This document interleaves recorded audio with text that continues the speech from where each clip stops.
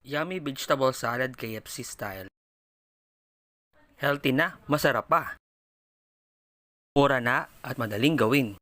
Bagay na bagay sa mga health conscious at nagda-diet. Hiwain ng repolyo na manipis. Magadgad ng carrots.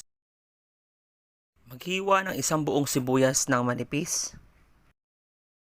Ihanda ang dressing. Sa isang bowl, maglagay ng mayonnaise. 2 kutsara.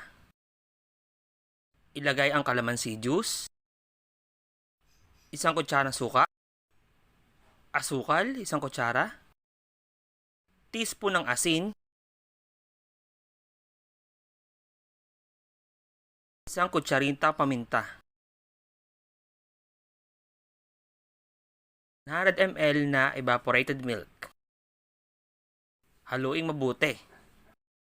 Ang bowl paghalo-haluin ng mga gulay, repolyo, carrots, at yung hiniwa mo na sibuyas.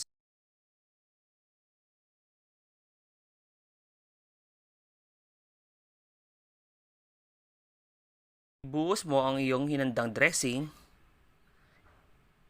at haluin mong mabuti para magpantay ang lasa. Ganyan kadali gumawa ng KFC style salad. Ready to serve!